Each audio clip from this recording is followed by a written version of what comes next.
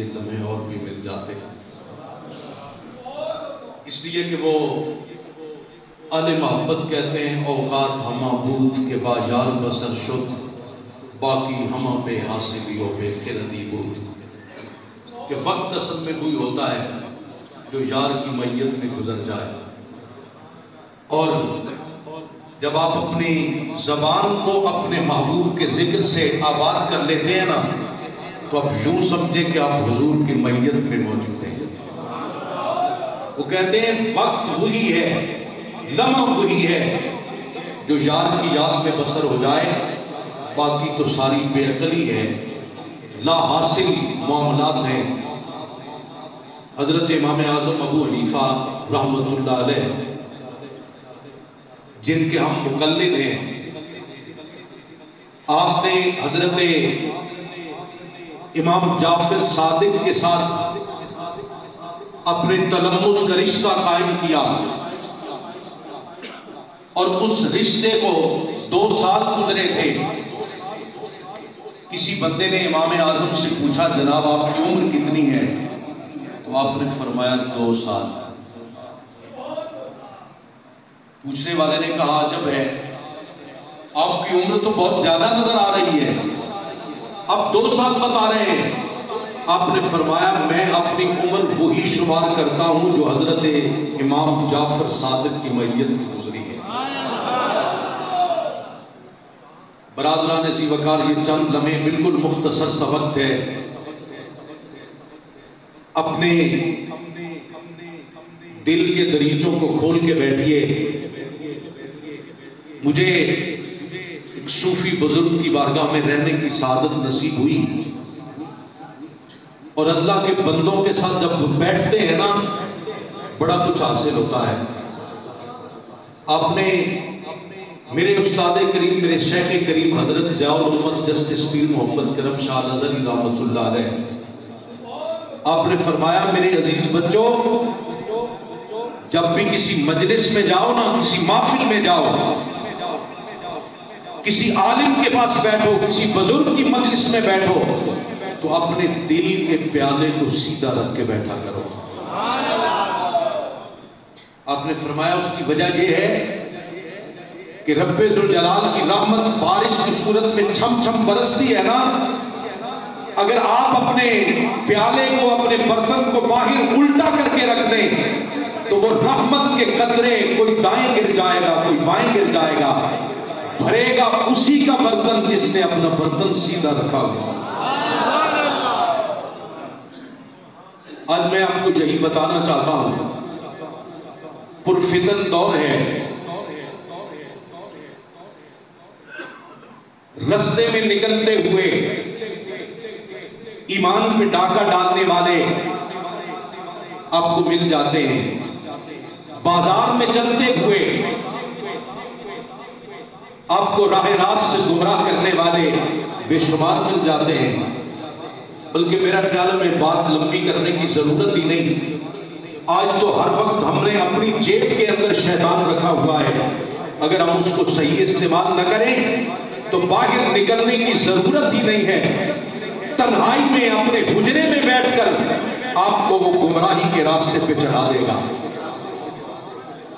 ابھی میں راستے میں آتے ہوئے میں نے نیٹ آن کیا تو میں نے ایک جملہ اس پہ دیکھا، میں اس وقت کا سوچ رہا ہوں اور پریشان ہوں کہ کس طرح لوگ گمراہی کی طرف لوگوں کو لے کر چلتے ہیں۔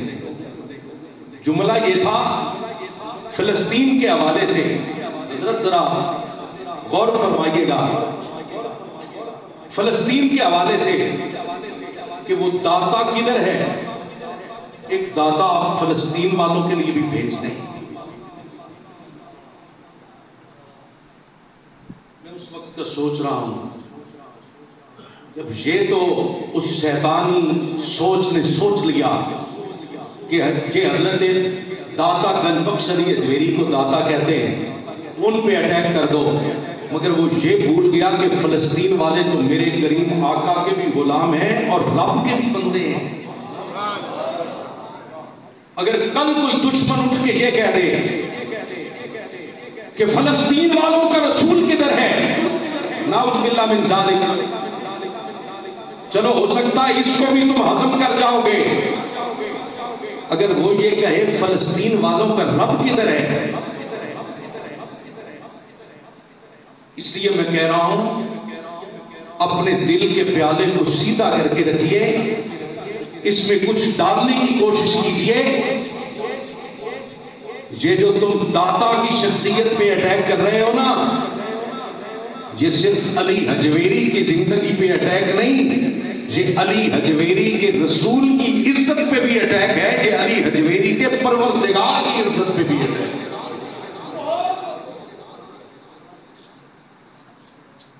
बस मैं उसी तनाजुर में, हुजूर के मिलाद की मजलिस है, तो मैं आपको जरा आपकी सोच और फिक्र को थोड़ा सा चलाना चाहता हूं। रब्बे ज़ुल जलाल ने हुजूर नबी रहमत सल्लल्लाहु ताला अलैहि वसल्लम को अपना आखिरी अजीमुल मर्तबत रसूल बना के, सय्यदुर रसूल बना के, इमामुर रसूल बना के भेजा। और भेजा किस लिए? तेरी और मेरी हिदायत के लिए। रब्बे काबा ने अपने महबूब को भेजा है, अपनी बारगाहे नाज से भेजा है, अपनी बारगाहे खास से भेजा है। और भेजा इसलिए कि अभी कारी साहब आयात की तिलावत कर रहे थे, भेजा इसलिए कि हम जहन्नुम के किनारे पे थे।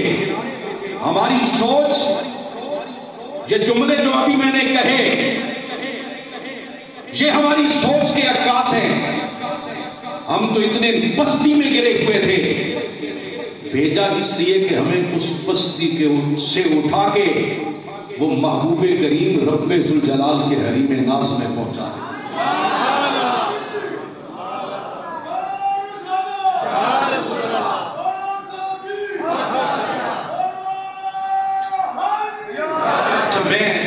गुजारिश करूंगा नारे पे तवज्जो कम दें। मैं आपको थोड़े से वक्त में बड़ी अहम बातें आपके गोश गुजार करना चाहता हूं, बिल्कुल खामोशी से सुने। जिक्र आपने बड़ा कर लिया, सुभान अल्लाह भी आपने बहुत कह लिया। अब जरा गोशे होश से सुने। अब जब सरकार दुनिया में तशरीफ लाए ना, तो सरकार चुके रब्बे ज़ुल जलाल की सुन्नत के मुताबिक, उस कायदे और तरीके के मुताबिक मां बाप के जरिए दुनिया में तशरीफ लाए। आपके वालिद माजिद का नाम है हजरत सैयदना अब्दुल्ला रज़ियल्लाहु ताला अन्हु, और आपकी वालिदा माजिदा का नाम है सैयदा आमिना रज़ियल्लाहु ताला अन्हा। आपका तवल्लुद हुआ, आप बच्चों की तरह आपने दूध पिया, बच्चों की तरह आपने खाया। जिस तरह इंसान के बच्चे आहिस्ता आहिस्ता परवान चढ़ते हैं, मेरे और आपके करीम आका सल्लल्लाहु अलैहि वसल्लम भी आहिस्ता आहिस्ता परवान चढ़ते रहे। फिर जिंदगी पाक के अंदर आपने वो सारे काम किए जो एक आम इंसान करता है। आपकी सीरत तैयबा से ये भी साबित है कि आपने बकरियां चराई। आपकी सीरत पाक से ये भी साबित है कि आपने अपने हाथों से अपने काम किए। आप बाजारों में, रस्तों में चलते फिरते भी रहे। आप लोगों के साथ बैठकर खाते पीते भी रहे। हम किबला शाह साहब को खुश आमदीद कहते हैं।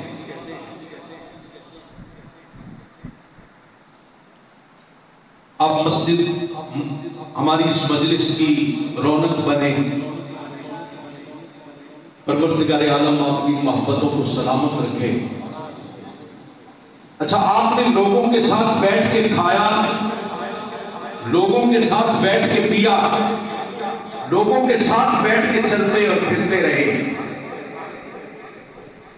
40 سال کا عرصہ حضور نبی رحمت صلی اللہ تعالی علیہ وسلم نے اعلان نبوت اور اظہار نبوت کیے بغیر گزارا.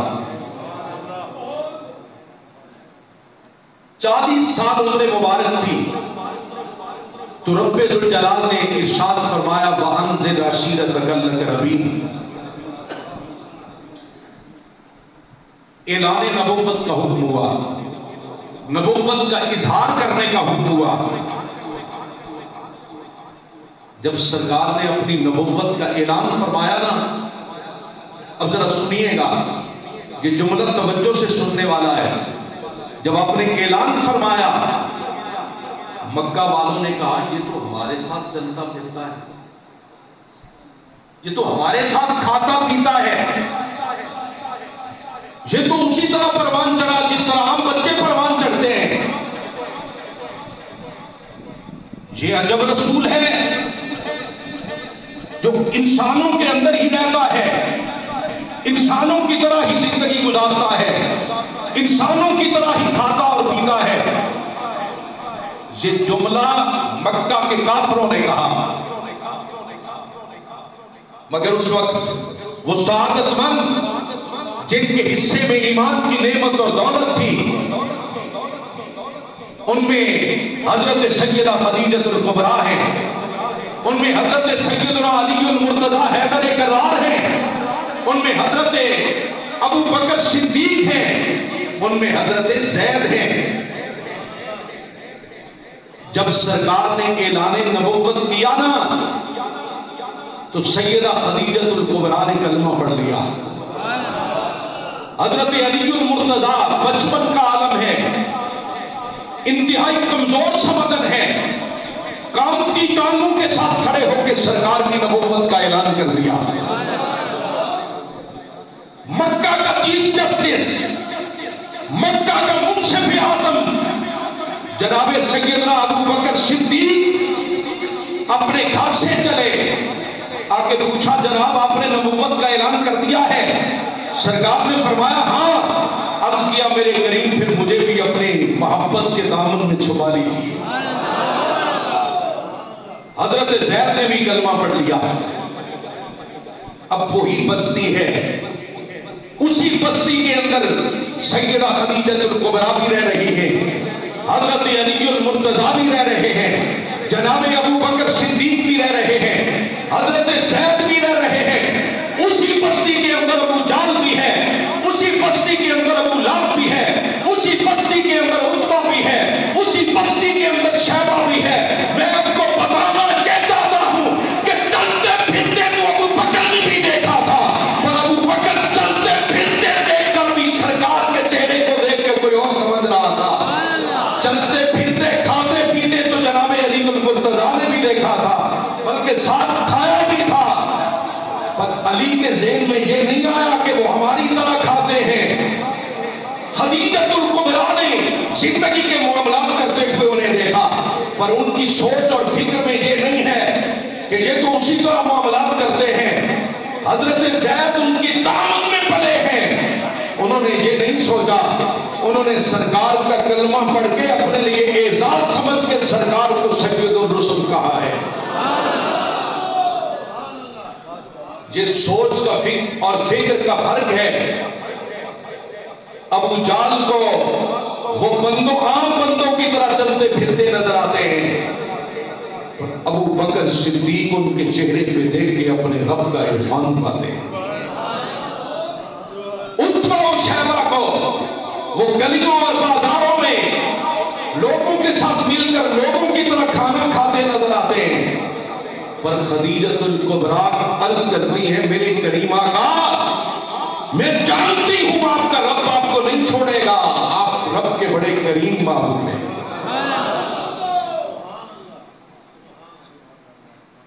اپنا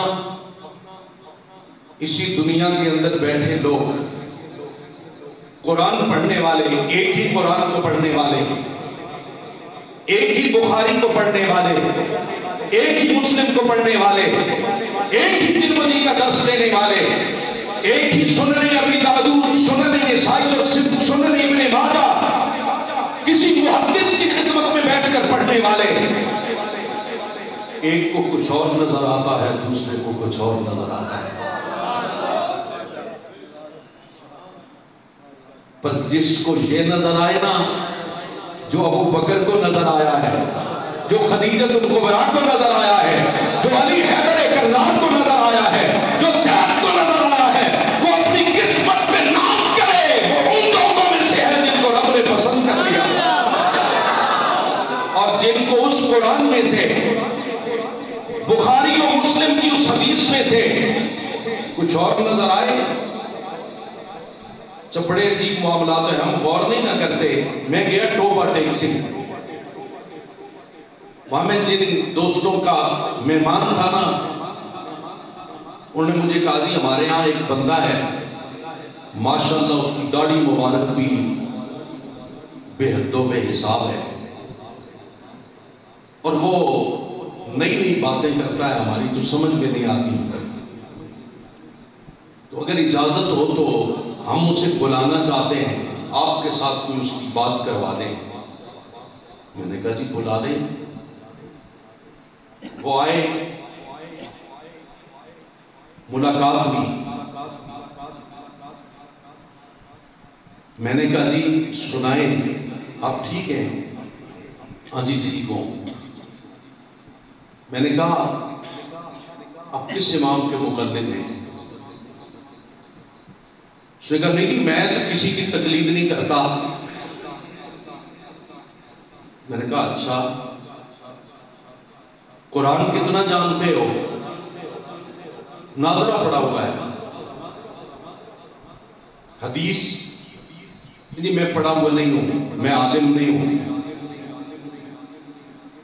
میں نے کہا عجب بات ہے، قرآن تو نے ناظرہ پڑھا ہوا ہے، تمہیں پتہ نہیں قرآن کیا کہتا ہے، حدیث کو تو جانتا نہیں، اور مقلد تو کسی کا نہیں ہے، ڈائریکٹ تو نے سرکار دو عالم صلی اللہ تعالیٰ علیہ وسلم سے دین اور شریعت حاصل کر لی ہے۔ میں نے کہا ذرا سن، اگر تو قرآن کا اتنا عالم ہے کہ جو کچھ قرآن کہہ رہا ہے وہ تو سمجھ سکتا ہے، قرآن کی لغت کو، قرآن کی بلاغت کو، قرآن کی فصاحت کو سمجھ سکتا ہے، حدیث کا تو اتنا بڑا عالم ہے کہ تمہیں سرکار کی سیرت، سرکار کی سنت، سرکار کے ارشادات کی حیثیت کا پتہ ہے، پھر تو تمہیں کوئی ضرورت نہیں کسی امام کی تقلید کرنے کی۔ ہم بھی کہتے ہیں اگر بندہ اتنا بڑا عالم ہو کہ وہ مجتہد ہے، وہ رب ذوالجلال کے قرآن کو خود پڑھ سکتا ہے، خود سمجھ سکتا ہے، وہ سرکار کی احادیث کو خود جان سکتا ہے اور جانتا ہے، اس سے احکام نکال سکتا ہے، پھر تو اسے کسی امام کی تقلید کی ضرورت نہیں۔ لیکن تیرے جیسا بندہ ہونا، تو کہہ رہا ہے نا میں مقلد نہیں ہوں، اب میں تمہیں بتاتا ہوں، تو ہے محلے کی مسجد کے امام کا مقلد، تو ہے اپنے علاقے کے کسی عالم کا مقلد، تو ہے اپنے اس خطے کے کسی بندے کا مقلد جو آ کے تجھے بتاتا ہے نماز کیوں پڑھنی ہے، جو آ کے تیرے کان میں کہتا ہے سرکار کی حدیث میں کیوں ہے، نماز میں یہ عمل کرنے ہیں۔ میں نے کہا فرق یہ ہے کہ تو آج کے محلے کی مسجد کے امام کا مقلد ہے، میں حضور نبی رحمت کے زمانے کے قریب کے امام اعظم ابو حنیفہ کا مقلد۔ آج کے بندے کی تقلید زیادہ بہتر ہے یا سرکار کے زمانے کے قریب کے بندے کی تقلید زیادہ بہتر ہے؟ تو وہ ایسے ایک دفعہ سوچنے لگ گیا۔ معاملہ یہ ہوتا ہے کہ ہمیں چونکہ لوگ آ کے بہکاتے ہیں، وہ کہتے ہیں کہ جب اللہ کا قرآن موجود ہے، جب اللہ کے رسول کی حدیثیں موجود ہیں، تو پھر یہ درمیان میں مولویوں والا مسئلہ کیا ہے؟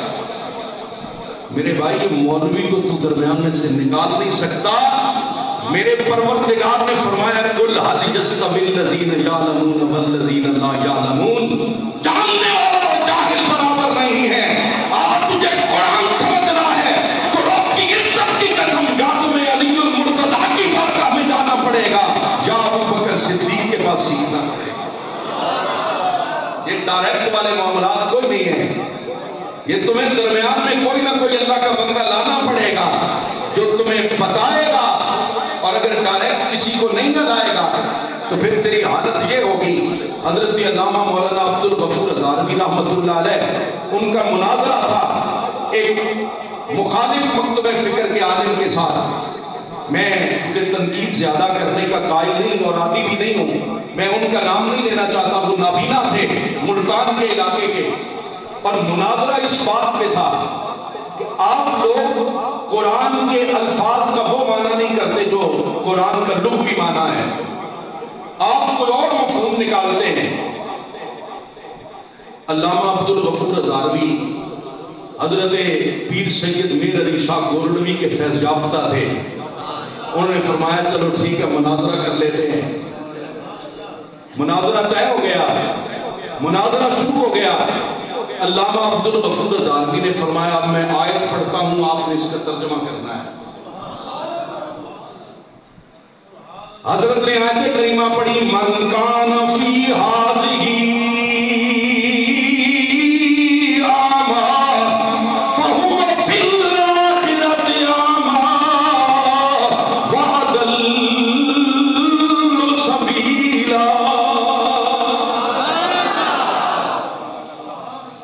نے کہا جی ترجمہ کرو، اب وہ ترجمہ کرنے کے بجائے کہ نہیں یہاں یہ، نے کہا نہیں یہی مراد ہے، یہی تو میں کہتا ہوں یہ مراد نہیں ہے، تمہیں کوئی اور مراد لینی پڑے گی۔ اب آپ کو سمجھانے کے لیے بتا دوں، اس آیت کا معنی یہ ہے، رب ذوالجلال نے فرمایا جو اس دنیا میں اندھا ہے وہ آخرت میں بھی اندھا ہوگا، وَأَضَلُّ سَبِيلًا، اور پرلے درجے کا گمراہ ہوگا۔ اب لغت کے اعتبار سے تو اس کا مطلب ہے جو بیچارہ دنیا کے اندر نابینا پیدا ہوا ہے وہ آخرت میں بھی نابینا رہے گا، اور وہ خود نابینا تھا، وَأَضَلُّ سَبِيلًا، اور پرلے درجے کا گمراہ۔ تو حضرت نے انہیں کہا یہی میں تمہیں بتانا چاہتا ہوں، یہ مراد نہیں ہے، معنی تو یہی ہے، جہاں اندھے سے مراد یہ اندھا نہیں، عقل کا اندھا ہے، جس نے جہنم کی عزت کو نہ دیکھا، جس نے دنیا میں سرکار کی شانوں کو نہ دیکھا، وہ قیامت کے دن بھی اندھا ہوگا، اسے وہاں بھی کچھ نظر نہیں آئے گا اور پرلے درجے کا گمراہ ہوگا۔ یہ آنکھوں کا نابینا مراد نہیں، آنکھوں کے نابینا تو حضرت عبداللہ بن ام مکتوم بھی تھے، جن کو سرکار نے دنیا میں سارے پیرا صحابہ کے ہوتے ہوئے امام بنایا اپنا۔ کچھ پلے پڑا ہے، وہی قرآن ہے، وہی سنت ہے، کسی کو کچھ نظر آتا ہے، کسی کو کچھ نظر آتا ہے، اور سمجھنا چاہتے ہیں نا تو سرکار ہجرت کی رات اپنے بستر پہ حضرت علی المرتضیٰ کو سلاتے ہیں، خود باہر نکلتے ہیں، اور باہر 2 لائنوں میں سارے کافر آپ کے دروازے پہ ننگی تلواریں لے کے کھڑے ہیں، آنکھیں ان کی کھلی ہیں۔ آپ نے ان کافروں کے درمیان میں سے جناب ابوبکر صدیق سمیت سارا رستہ کراس کیا، وہ ایسے آنکھیں پھاڑ پھاڑ کے دیکھ رہے ہیں پر نظر کچھ نہیں آ رہا، اور حضرت علی المرتضیٰ کو کیا فرما رہے ہیں، علی میرے بستر پہ سو جاؤ، یہ مکہ والوں کی امانتیں ہیں، ان کو اپنے پاس رکھ لو، صبح اٹھ کر یہ امانتیں ان کے حوالے کر کے آپ بھی مدینے آ جانا۔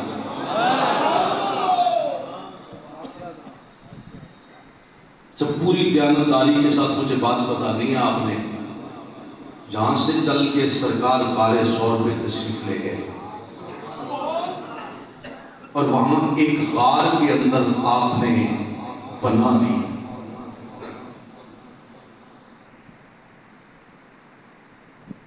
سوچئے ذرا، آبادی کے اندر سے کافروں کے درمیان سے جا رہے ہیں، ان کی آنکھیں کھلی ہیں، انہیں کچھ نظر نہیں آتا۔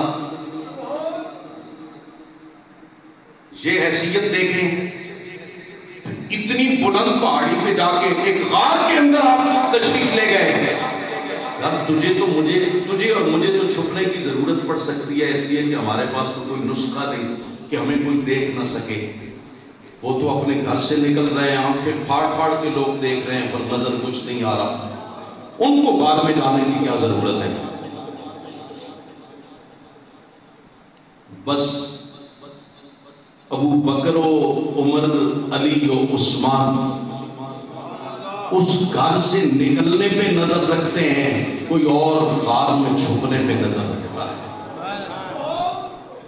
تھوڑا سا اور آگے چلیں, وہیں پہ حضرت صدیق اکبر رضی اللہ, بخاری کی حدیث ہے, حضرت براء بن عازب راوی ہیں, وہ فرماتے ہیں حضرت ابو بکر صدیق میرے والد عازب کے پاس آئے اور ان سے اونٹ کا ایک کچاوا خریدا, اور خرید کے میرے بابا کو کہا کہ اپنے اس بیٹے کو میرے ساتھ بھیجیے, یہ کچاوا اٹھا کے میرے ساتھ لے آئے.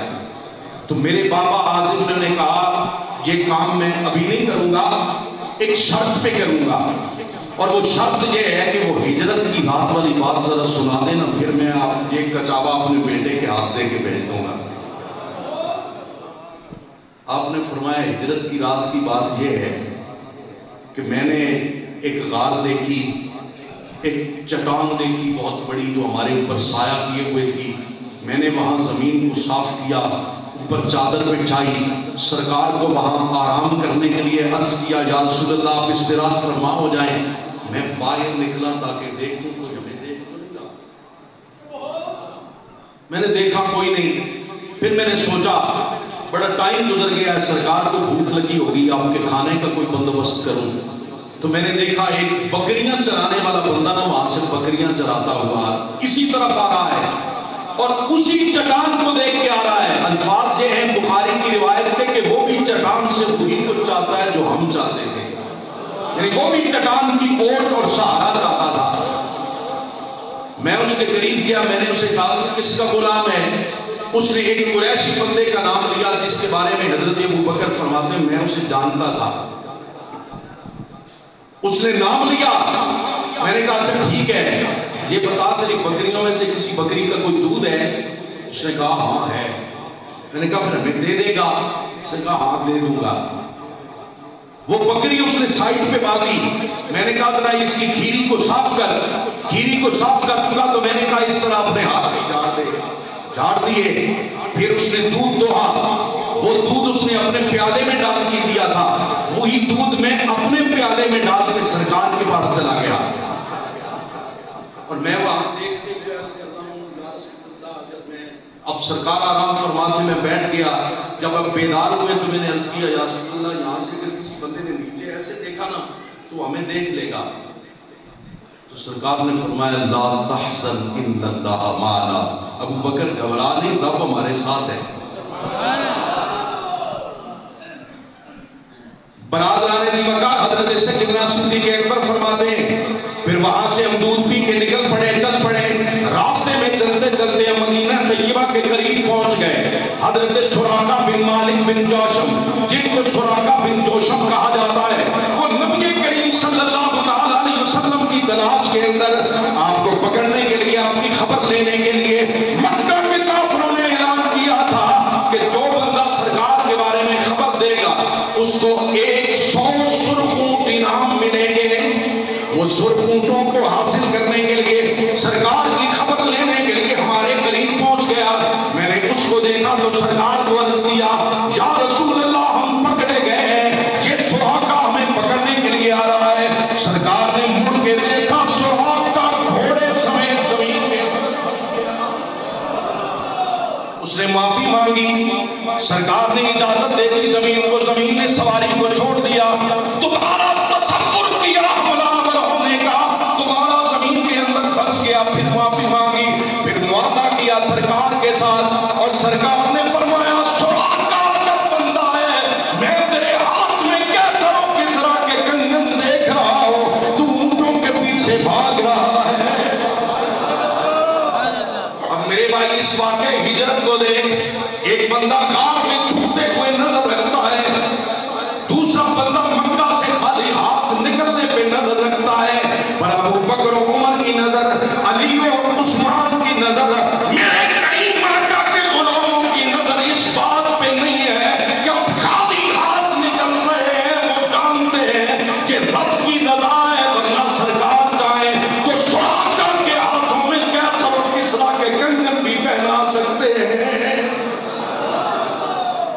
اب کسی بندے سے پوچھو تو صحیح یار یہ تو کہتے ہو اگر اللہ معاف کرے نعوذ باللہ من ذالک اتنا اختیار ہے تو پھر غار میں چھپنے کی ضرورت کیا ہے؟ تیری نظر چھپنے پہ ہے، وہ اختیار دکھانے پہ آئے تو سراقہ کو کہتے ہیں میں تیرے ہاتھوں میں کیسر و کسرا کے کنگن دے کر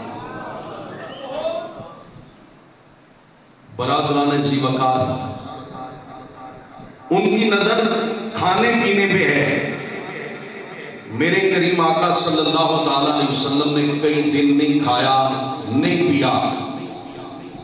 جب سرکار کے صحابہ نے دیکھا نا، اب صحابہ تو سرکار سے محبت کرتے تھے اور محبت کرنے والے کی دلیل یہ ہوتی ہے کہ وہ اپنے محبوب کے نقش قدم پہ چلتا ہے۔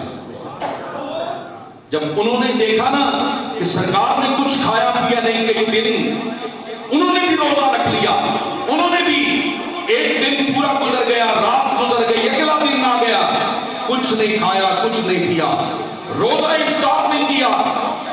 اب کوئی چلتے ہوئے لڑکھڑا رہا ہے، کسی کے چہرے کا رنگ زرد ہوا ہے۔ سرکار نے فرمایا تم لوگوں کو کیا ہوا ہے؟ یہ تمہاری کمزوری کیوں نظر آ رہی ہے؟ انہوں نے عرض کیا یا رسول اللہ ہم نے آپ کو دیکھا کہ آپ نے صوم وصال رکھا ہے، ہم نے بھی صوم وصال رکھ لیا ہے۔ سرکار نے فرمایا ایکم مثلی ان ربی یطعمنی ویسقینی، تم میں سے میری مثل کون ہے؟ میرا رب مجھے کھلاتا بھی ہے، میرا رب مجھے پلاتا بھی ہے۔ یہ نہ دیکھو کہ میں دنیا میں نہیں کھا پی رہا۔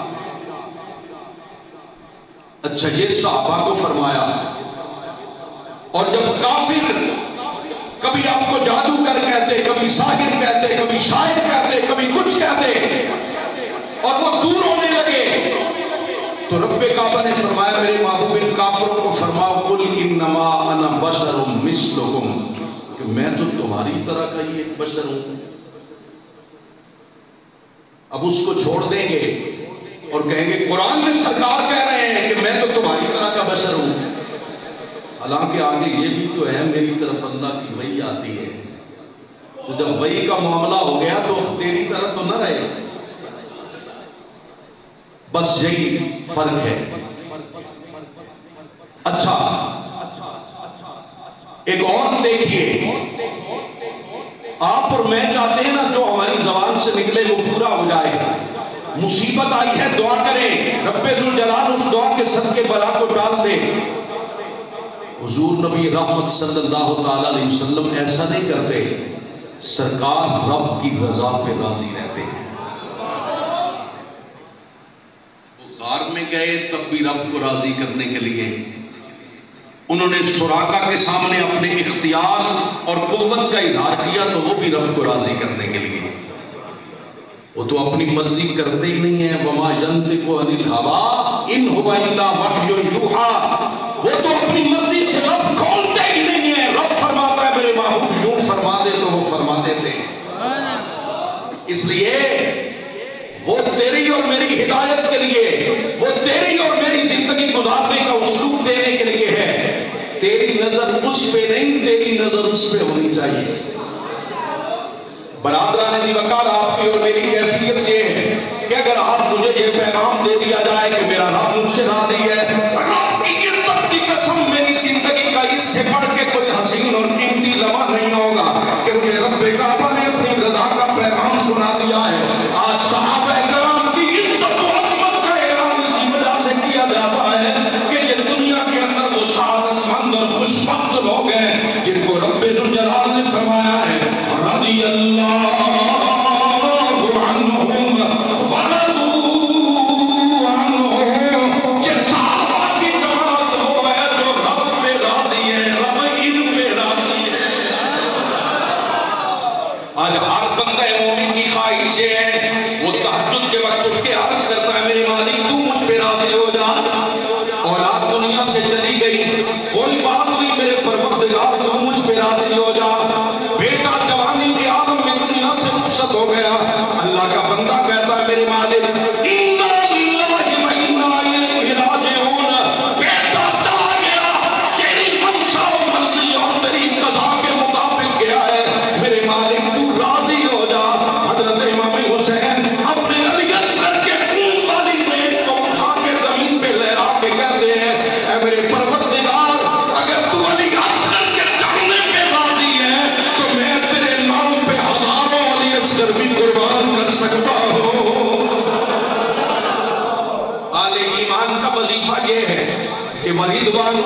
اللہ اکبر، رب الجلال کی رضا سب سے بلند ہے، سب سے اعلیٰ ہے، سب سے عظیم سرمایہ ہے۔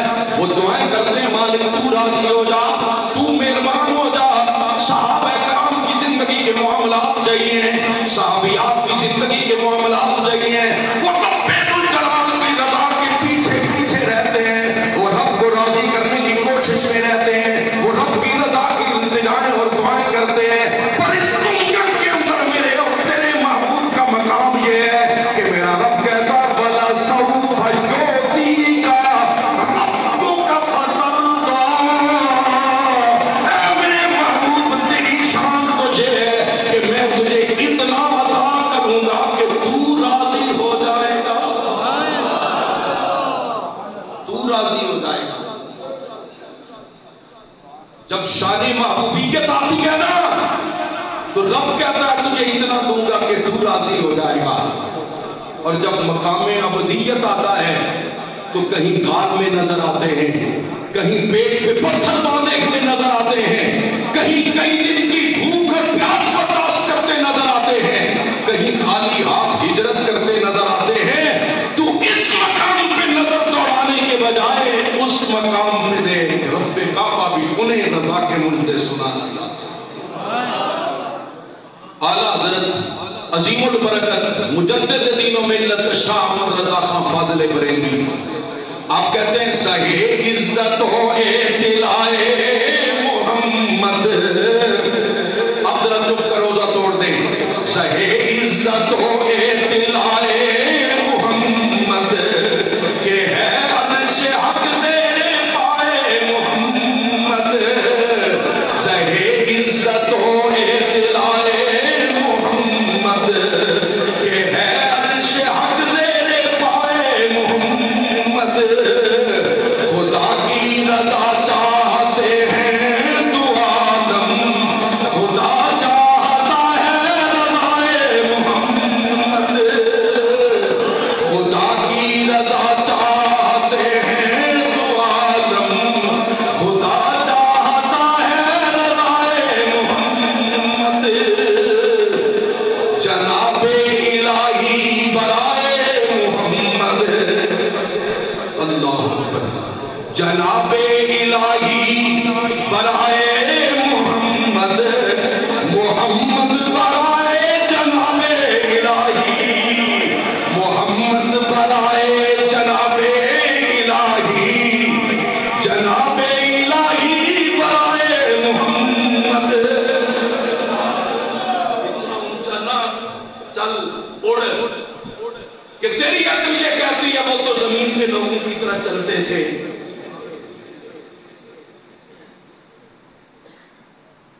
محمد برائے جناب الہی، جناب الہی برائے محمد۔ رب اپنے محبوب کی رضا کے لیے ساری کائنات کو آباد کر رہا ہے، اور محبوب کا کمال یہ ہے کہ محبوب اپنا سر سجدے میں رکھ کے اپنے رب کو منا رہا ہے۔ حضرت اقبال اس خطے کے عظیم عاشق رسول اور دانشور ہیں۔ اعلیٰ حضرت کا یہ کلام ان کی موجودگی میں پڑھا گیا، انہوں نے اس پر ایک تضمین لگائی اور ایک شعر لکھا۔ انہوں نے کہا انہیں کلام بڑا پسند آیا تو انہوں نے کہا ارے تماشا تو دیکھو، ارے تماشا تو دیکھو کہ نعرے جہنم لگائے خدا اور بجھائے محمد، لگائے خدا اور بجھائے محمد، سہے عزت و اعتلائے محمد۔ برادران ذی وقار، عقیدے کی آخری بات کر کے اپنی بات ختم کرتا ہوں۔ کوئی اس شک میں نہ پڑ جائے کہ اب ہم تو یہی سوچتے رہیں کہ سرکار وہ تھے یا یہ تھے، اور یہ اس کا جواب بھی ہے کہ لوگ کہتے ہیں تم لوگ بڑے غلو کرتے ہو۔ میں انہیں اکثر کہتا ہوں غلو کیا ہوتا ہے؟ انہوں نے کہا حد سے بڑھا دیتے ہیں۔ میں نے کہا آپ حد بیان کرتے ہیں، ہم وہاں بتائیں گے حد ہے ہی کوئی نہیں۔ حضرت امام بیضاوی اس امت کے اتنے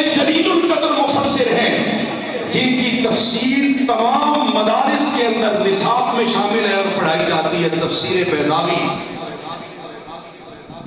اس میں انہوں نے لکھا سرکار کی حیثیت اور شان کو سمجھنا چاہتے ہو نا، اور تمہیں سمجھ نہیں آتی کہ سرکار اس جہان کے بندے ہیں کہ اس جہان کے بندے ہیں۔ سرکار اس پرواز پہ چلنے والے اور اڑنے والے ہیں۔ جب بلال حبشی کے ساتھ بیٹھ کر کھانا کھاتے ہوئے دیکھ کے تم یہ سمجھ لیتے ہو تو سنو، اصل میں معاملہ یہ ہے کہ رب کعبہ نے ہر جاندار کے جسم کے اندر ایک ہڈی رکھی ہے جس کو غضروف کہا جاتا ہے۔ عام طور پہ آپ مرغا سوئی لے لینا اور وہاں جا کے دیکھنا، اس کی ایک ہڈی ہوتی ہے جس کو آپ مرغنی ہڈی کہتے ہیں، وہ دیکھنے میں ہڈی نظر آتی ہے، اس کو چبائیں تو وہ کھانے میں گوشت کی طرح ہے۔ انہوں نے کہا وہ غضروف کیا کام کرتی ہے؟ کوئی بھی جاندار ہے اس کے جسم کے اندر جو گروتھ ہے نا وہ خون کے ذریعے ہوتی ہے، اور خون رک جائے، اس کی گردش رک جائے تو وہ جاندار مر جاتا ہے۔ اب وہ خون جو ہے نا وہ حرکت کرتا ہے، سرکولیشن کرتا ہے، اور اس کے ذریعے ہی انسان کا بھی، جاندار جانور کا بھی، ہر چیز کا جسم بڑھتا ہے، گروتھ پاتا ہے۔ تو وہ کہتے ہیں اب خون گوشت کا حصہ ہے اور ہڈی اتنی سخت ہوتی ہے کہ اس کے لیے ممکن ہی نہیں ہے کہ وہ خون سے کوئی فیض حاصل کر سکے، خون کو اپنے اندر جذب کر سکے۔ رب ذوالجلال نے وہ ہڈی جاندار کے جسم میں رکھی ہے جو دکھنے میں ہڈی کی طرح نظر آتی ہے گوشت کی طرح۔ اس کا فنکشن یہ ہے، اس کا کام یہ ہے کہ وہ گوشت سے خون لیتی ہے، اس لیے کہ وہ گوشت کی طرح ہے، اور آگے ہڈی کو گوشت منتقل کرتی ہے، اس لیے کہ وہ ہڈی کی طرح ہے۔ کہا بلا تشبیہ و بلا تمثیل، سرکار کی ذات نے فیض لینا ہے رب ذوالجلال سے، تقسیم کرنا ہے تجھے اور مجھے، تو جب وہاں سے لیتے ہیں تو حیثیت اور ہوتی ہے، جب آپ کو دیتے ہیں تو حیثیت اور ہوتی ہے۔ اگر نورانی مخلوق سے ہی ڈائریکٹ فیض حاصل کرنا ممکن ہوتا تو سارے جبریل سے ہی لے لیتے، میکائیل سے ہی لے لیتے، اور اگر یقین نہ آئے تو اسرافیل سے ڈائریکٹ رابطہ کر کے دیکھ لیں۔ چلو اسرائیل سے کر لیں، جب معاملہ ڈائریکٹ ہو جائے نا، دونوں تارے جڑ جائیں تو پٹاخہ اٹھ جاتا ہے۔ تو رب کعبہ نے درمیان میں اپنے نبیوں اور رسولوں کو رکھا ہوا ہے۔ میرے حضور زمین پہ ہوتے ہیں، صحابہ میں ہوتے ہیں، انسانوں میں ہوتے ہیں، ان کے ساتھ کھاتے بھی ہیں، پیتے بھی ہیں، سوتے بھی ہیں، جاگتے بھی ہیں، اٹھتے بھی ہیں، پر جب لو ادھر لگتی ہے تو فرماتے ہیں لی ما اللہ وقت لا یسعنی فیہ ملک مقرب ولا نبی مرسل، مجھے اپنے ہر روز رب کی بارگاہ میں ایک ایسا لمحہ میسر آتا ہے جس میں یا میرا رب ہوتا ہے یا میں ہوتا ہوں، نہ درمیان میں کوئی فرشتہ ہوتا ہے نہ کوئی رسول ہوتا ہے۔ اس لیے نظر ادھر نہ رکھا کر، وہ اگر تیرے درمیان میں بیٹھے ہیں تو تجھے نوازنے کے لیے بیٹھے ہیں، وہ اگر گلیوں بازاروں میں چل رہے ہیں تو تیرے میرے لیے سنت بناتے ہوئے چل رہے ہیں، وہ اگر شادیاں کر رہے ہیں تو تیرے میرے لیے زندگی کے معاملات آسان کرنے کے لیے چل رہے ہیں، وہ غار ثور میں جا کے پناہ لیتے ہیں تو تیرے اور میرے لیے سنت بنا دی کہ مشکل آ جائے تو پناہ لینا بھی سرکار کی سنت ہے۔ پر وہ اپنی پہ آئے نا تو سراقہ کے ہاتھ میں کنگن پہنا دیتے ہیں، وہ اپنی پہ آئے تو ہاتھ اٹھاتے ہیں فضا میں۔ عائشہ صدیقہ کہتی ہیں ہاتھ واپس لوٹا دیا، یا رسول اللہ یہ کیا؟ سرکار نے فرمایا میں نے جنت کے گوشے کو ہاتھ ڈال دیا تھا، دل بھی کیا کہ توڑ کے لے آؤں، پر پھر میں نے سوچا رب کے راز سے پردہ اٹھ جائے گا تو میں ہاتھ واپس لے آیا۔ وہ اس مقام پہ آئے نا تو اپنے صحابی کو کہتے ہیں سل یا ربی آج مانگ لے جو کچھ مانگنا چاہتا ہے، یا رسول اللہ جنت میں اپنی رفاقت دے دے۔ سرکار نے فرمایا کہ ہو گیا، کوئی اور بھی مانگ لے۔ یا رسول اللہ اگر جنت میں آپ کی میت اور رفاقت مل گئی تو کافی ہے۔ اس لیے وہ معاملات جن کو دیکھ کے تو باتیں کرتا ہے نا، وہ تیرے اور میرے لیے سنت بنانے کے لیے ہے۔ اور رہا معاملہ فلسطین کا، تو برادران ذی وقار، جب کوئی ماننے والا نہیں تھا نا، تو اپنے کعبہ کو اس نے ابرا کے لشکر سے چھوٹے چھوٹے پرندوں کے منہ میں کنکر ڈال کے تباہ و برباد کر دیا تھا۔ اس کی قدرت یہ ہے کہ فرعون کی نتنوں سے ایک مچھر ڈال کے اس کو برباد کر دیا تھا۔ اور اس کی سنت یہ ہے کہ دنیا میں جو کہتے ہیں نا میں اس کا بندہ ہوں، وہ ذرا اس کا بندہ بن کے دکھائیں بھی تو صحیح نا۔ حضرت امام حسین کی طرح ذرا اپنی قربانی پیش تو کرے۔ جنتی نوجوانوں کا سردار سفارش میں نہیں بنا، اس کے لیے علی اکبر اور علی اصغر قربان کرنے پڑتے ہیں، اور جب کوئی قربان کر دیتا ہے رب کہتا ہے خبردار اس کو مرا ہوا نہ کہنا، یہ زندہ ہے، اور کہنا تو چھوڑ اس کو مرا ہوا گمان بھی مت کرنا، یہ سوچنا بھی مت کہ مر گیا ہے۔ امیر حمزہ کے جسم کے تیتھرے اڑ گئے ہیں، پر اس کو مردہ نہیں کہنا، اس کو مردہ نہیں سوچنا۔ اس نے تیتھرے اپنے لیے اڑائے ہیں نہیں، مجھے راضی کرنے کے لیے اڑائے ہیں۔ یہ اس کی حکمتیں ہیں۔ داتا پہ اعتراض کرنے والے رب کی بارگاہ میں ذرا پوچھ وہ کیا چاہتا ہے۔ ایک وقت آئے گا، میں اگلے دن ہی بخاری کی حدیث پڑھ رہا تھا، سرکار نے فرمایا میرے غلاموں ایک وقت آئے گا تم یہودیوں کے خلاف جنگ کرو گے، اور وہ جنگ ایسی ہو جائے گی، کوئی ضروری نہیں جئی ہو، یہ نہ کہنا کہ بعد میں یہ ایسا ہوا نہیں، کہ سرکار کا ارشاد ہے سچا ہے، ہوگا ایسے، آج نہیں تو کل ہوگا، کل نہیں تو آنے والے کل ہوگا۔ سرکار نے فرمایا وہ وقت آئے گا کہ یہودی پتھر کے پیچھے چھپے گا، وہ پتھر پکار کے مسلمان کو کہے گا یہ لائن میرے پیچھے چھپا ہوا ہے، مان دے اسے۔ پروردگار عالم ہماری اس حاضری کو اپنی باتوں میں قبول فرمائے، فلسطینیوں کی رب خود مدد فرمائے۔ ہم آزمائشوں اور امتحانوں کے قابل نہیں ہیں، مالک ہمیں اپنے فضل، کرم اور رحمت کا معاملہ فرمائے، اور حضور نبی رحمت صلی اللہ علیہ وسلم کی بارگاہ میں ہم بھی وہی استغاثہ کرتے ہیں کہ ایک بار اور طیبہ سے فلسطین کو آ، رستہ دیکھتی ہے مسجد اقصی تیرا، وآخر دعوانا ان الحمدللہ رب العالمین۔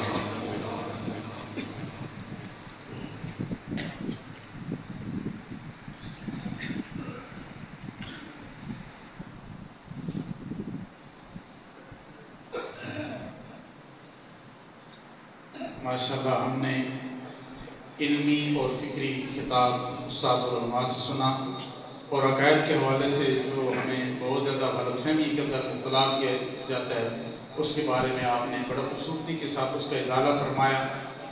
اب میں ربی صاحب کی خدمت میں گزارش کرنے سے پہلے آپ کو اس محبت کے ساتھ دعوت ذکر دیتا ہوں کہ کن فیکون جداں فرمایا ادو اسی بھی قول حاصے، یہ کوئی رسم عید نہیں ہے بلکہ کن فیکون جداں فرمایا ادو اسی بھی قول حاصے، کالو بلا اسکنی سنیا کوئی لنگے ڈورے ناسے، ایک اطلاع مکان اساڑا ایک آن بتاں وچ پھاسے، اس نفس پلید پلید جا کیتا اسی اصل پلید ناسے۔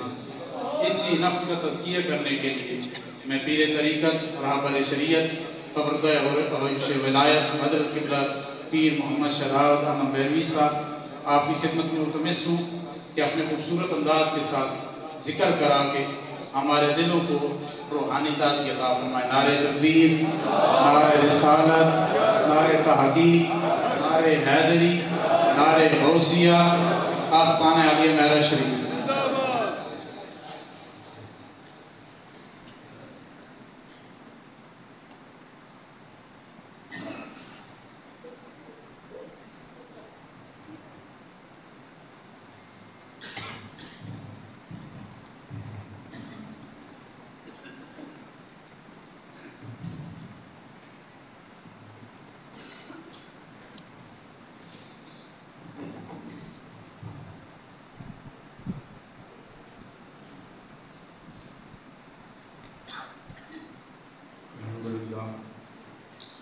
بہت ہی پیارا کتاب شکر جشنی صاحب نے کتاب ایمان تازہ ہویا کہ جی گفتگو کی ضرورت ہے. اللہ تعالیٰ ذات آپ نے علم و عمل کے اندر مزید برکت عطا فرمائے اور جو گلاں سنیاں اللہ تعالیٰ اس کے عمل پیرا ہونے کی توفیق عطا فرمائے. محبت اور ذوق کے نال ذکر کے اندر شامل ہو سکو. ہر ذکر تو بعد 3 دفعہ پورے کلمہ شریف ذکر لا الہ الا اللہ محمد رسول اللہ صلی اللہ علیہ وسلم. افضل